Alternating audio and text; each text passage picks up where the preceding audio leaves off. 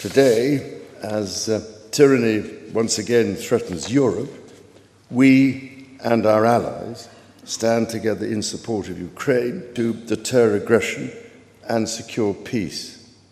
Good day, friends. And of course, that was King Charles. I keep wanting to say Prince Charles, but of course now he's the King of the United Kingdom in Windsor Castle, welcoming the President Donald Trump from the USA as they were tucking into a lavish meal.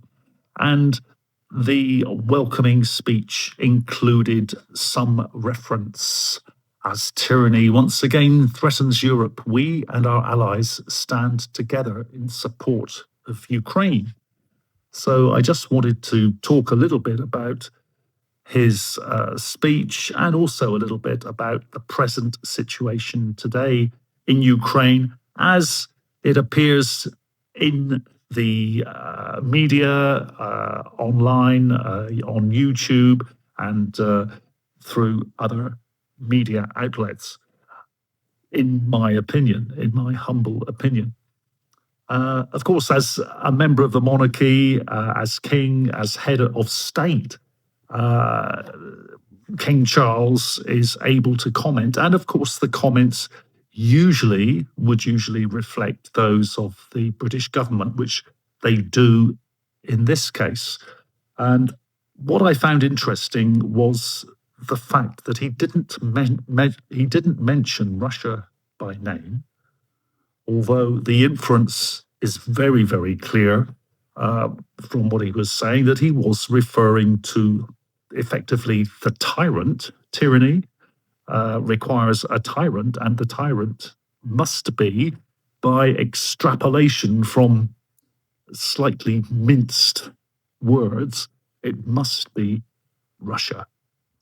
So he's defining Russia as tyrants, slightly better than his previous reference to Vladimir Putin as Adolf Hitler in 2014. So perhaps he's softening a little. I don't know.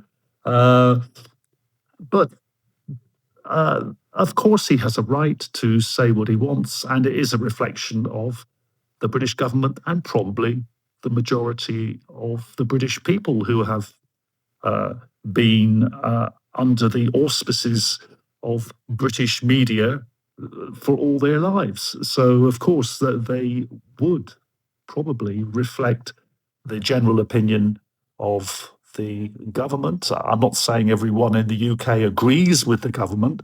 Certainly, more recently, it seems like most of the British population disagree with some fundamental points of Keir Starmer's government, but not including the Ukraine conflict, where most British people seem to be in support of the narrative and the propaganda that comes out of government ministers' mouths every day concerning Russia.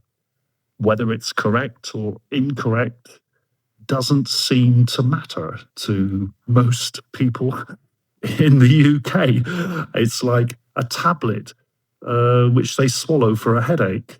And if it works, it works. If it doesn't work, then the headache continues. Perhaps that's a terrible analogy.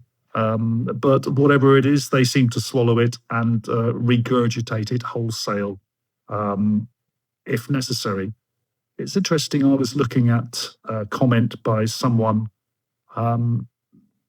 concerning the Ukraine conflict, and they were talking about the population of Ukraine and how people react, the level of reaction and the level of feeling towards Russia and the Russian people by inference. And the way it was explained, I don't have it in front of me, I don't have a copy of it, but off the top of my head, the way it was explained was something like, he said 20% of population are very extreme, maybe they don't want to be fighting, or they do want to be fighting, one or the other. and the rest of them are somewhere kind of in the middle, a little befuzzled, and really just looking for guidance and trying to get on with their lives, looking for guidance, hoping it all turns out well. And that seems to be probably something similar in the UK. In general, who's interested in politics? A few people. Most people are interested in politics? Well, a little superficially, if it's something really big that affects you, the budget, if it affects your income, people are interested. But in general, how interested are they? There's a few scandals and things, parliamentary affairs, things like that, which catch the attention. MPs, private expenditure catches the attention. Little things, unimportant things, really. That's how interested the British public are in general in the politics. But in the case of a war, obviously, the attention is heightened. And the second thing I wanted to talk about was the situation in Ukraine at the moment, as it appears to be right now, that in the northeast front in Pokrovsk, there appears to be something of a breakthrough for the Russian forces. And this area reserves, including some detail of the Azov battalion, they were rushed to this area when the Russian incursion took an unexpected direction.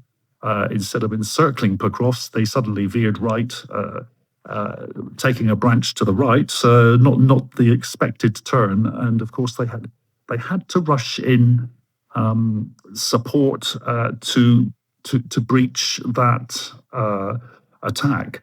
And what happened at that stage was that the troops and the support was taken from other areas of the front.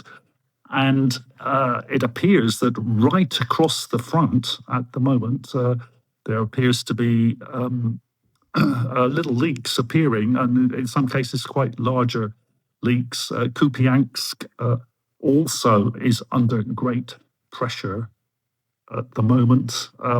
In recent days, there's been something about yet another, I think it's the third or the fourth pipeline underground undetected advance by Russia underground into the middle of the combat zone, unseen. And in this case, it appears to have worked quite well for the Russian side, putting severe pressure on the defense in Kupiansk. And looking across different commentaries on that area, again, it appears to be a matter of time before Kupiansk and Pokrovsk will fall to the Russian side, which has phenomenal implications to the rest of the front. And again, depending on how many reserves are used or totally exhausted, attempting to secure these areas. It's a very interesting time ahead, coming up in the near future, for the developments of this conflict.